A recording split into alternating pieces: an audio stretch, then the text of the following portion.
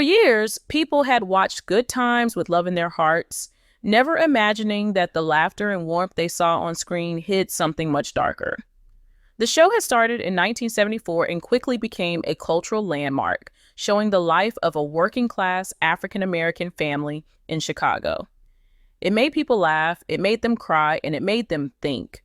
But behind the smiles, a storm had been building. You won't believe how the same energy that made the show a success was the very thing that started to tear it apart. Let me tell you, the truth was far from the family picture the cameras captured. Jimmie Walker, the man who played J.J. Evans Jr., had become the star of the show almost overnight.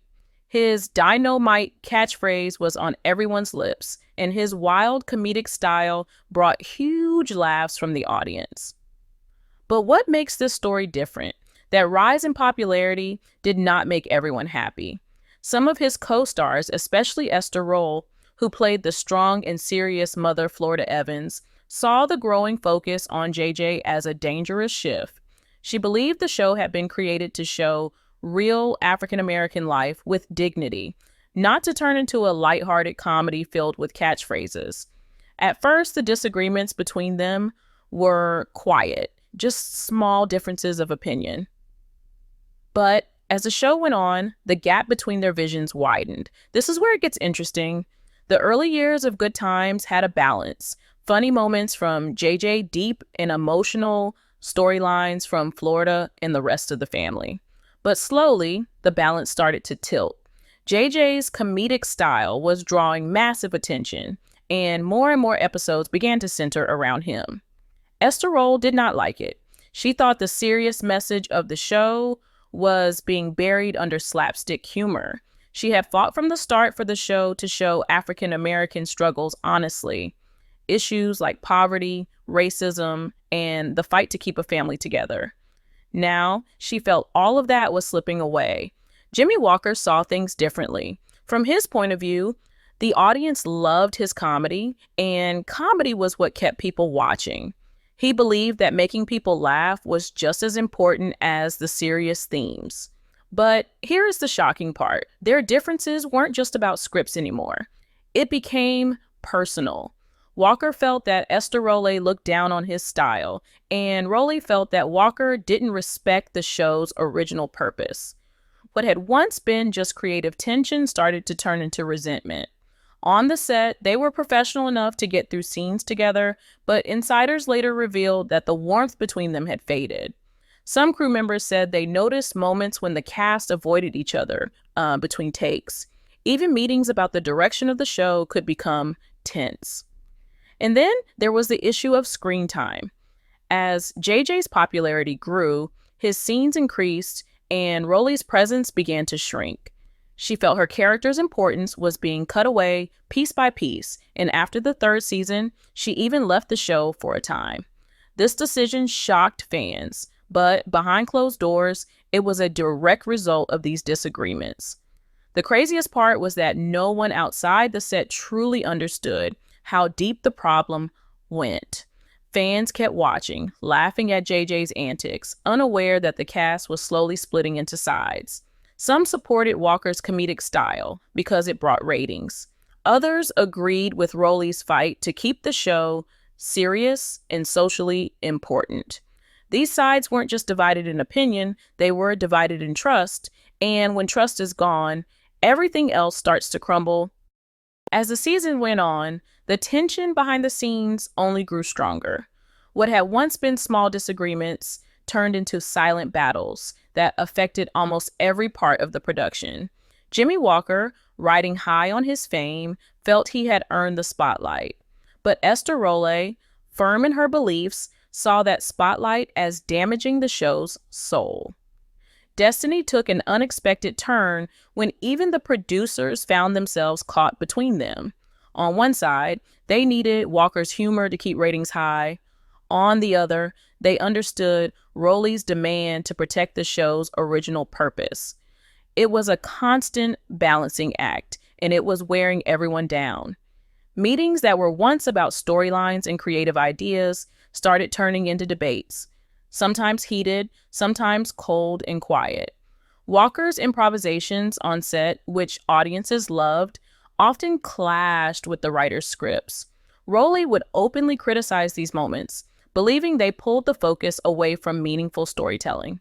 Walker, in turn, began to feel boxed in, as if his comedic style was something to be ashamed of. You won't believe how far the gap between them had grown. Let me tell you, it wasn't just about acting anymore. It was about pride, respect, and two completely different visions of what good times should be. John Amos, who played James Evans Sr., also became frustrated with the change in tone. He had joined the show believing it would highlight the dignity and struggles of African American families. But as the comedy grew louder, he too began to feel the message was fading. His relationship with the producers became strained, and his eventual departure left a huge void in the cast. What makes this story different is that this wasn't just one feud, it was a chain reaction. Each departure or conflict only deepened the divide among those who remain. This is where it gets interesting. The atmosphere on set was no longer the family-like bond fans imagined. People who had once laughed together in between scenes now kept their distance. Some avoided speaking to each other unless the cameras were rolling. Crew members noticed how certain cast members no longer made eye contact during rehearsals. There were even whispers that scenes were rewritten to keep certain actors apart whenever possible, and all the while, the audience kept watching, unaware that the heart of Good Times was slowly breaking apart. But here is the shocking part. The resentment between Walker and Rowley was beginning to influence the very fabric of the show. Scripts were changed, the tone was shifted, and storylines were adjusted in ways that only reflected half the cast's vision. While Walker's JJ remained front and center with his jokes and catchphrases, the serious, heartfelt moments that had made the show groundbreaking were disappearing. Fans noticed something had changed, but they didn't know why. Ratings started to slip, and for the first time, the future of Good Times began to look uncertain. The breaking point came years later, long after the cameras had stopped rolling, when Jimmie Walker finally spoke openly about what had really happened. In a candid interview, he didn't hold back. You won't believe the words he used to describe his feelings toward Esther Rowley. Not just frustration, but outright dislike.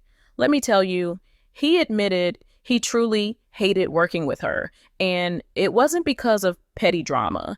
It was because, in his eyes, she never respected who he was or what he brought to the show. Walker explained that Rowley had a fixed idea of what Good Times should be, and if you didn't fit into that mold, you were pushed to the side. He revealed moments when Rowley openly criticized his comedic approach, calling it silly and damaging to the show's credibility. According to Walker, every time he delivered his famous dynamite or improvised a joke, he could see the disapproval in her eyes. It started as creative tension, but slowly became personal, as though nothing he did would ever be good enough for her. The craziest part was that Walker felt this constant judgment turned the set into a place where he no longer felt welcome. What made the confession even more shocking was when he admitted that this bitterness seeped into the work itself.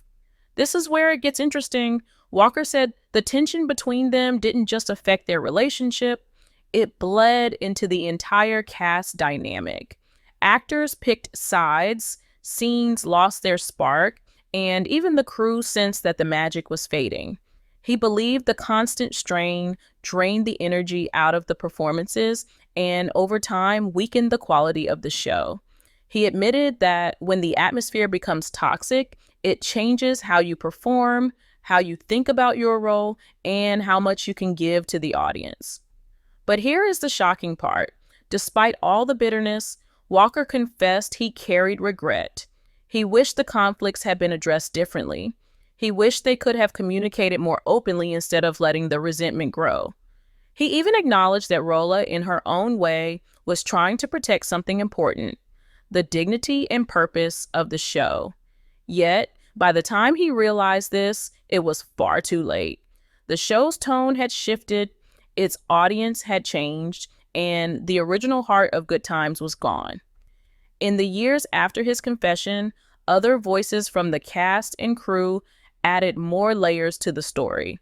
Rowley's supporters argued that she wasn't trying to attack Walker personally, but rather fight for a vision she believed in.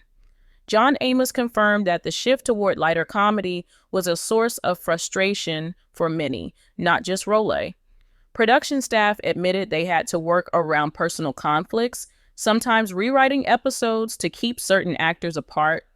By then, it was clear the damage had been done and the path to fixing it no longer existed.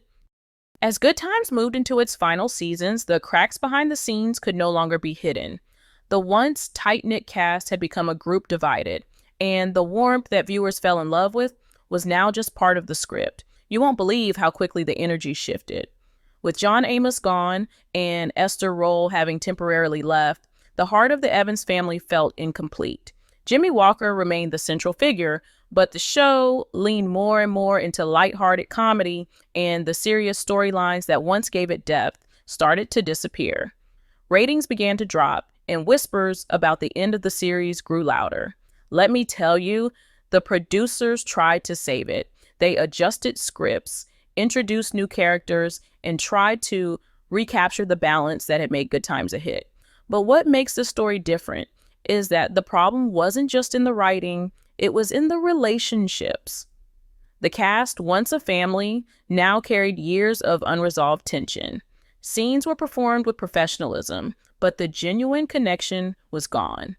Crew members remembered how rehearsals were quieter, how breaks were spent apart instead of together, and how everyone seemed to be counting down the days. This is where it gets interesting. When CBS finally announced in 1979 that Good Times was ending after 6 seasons, the official reason was changing audience tastes and competition from other shows. But those who had been there knew the truth. The craziest part was that the internal conflicts had done just as much damage as the ratings. The fights over tone, the battles for screen time, and the personal grudges had all chipped away at the foundation until there was nothing left to hold it together. But here is the shocking part. Even after all the bitterness, regret, and frustration, the legacy of Good Times could not be erased. The show had opened doors for African American representation on television, tackled subjects other sitcoms avoided, and gave audiences characters they would remember for decades. Jimmie Walker's confession, as raw and painful as it was, reminded everyone that the people behind these beloved shows are human, with flaws, emotions, and conflicts just like anyone else. Destiny took an unexpected turn, and what could have been a long-running, history-making series instead ended with broken relationships and missed opportunities. Yet, the impact it left behind continues to be felt. Fans still quote JJ's catchphrases, still admire Florida Evans' strength, and still remember Good Times as both a cultural milestone and a cautionary tale about how success can sometimes carry the seeds of its own destruction.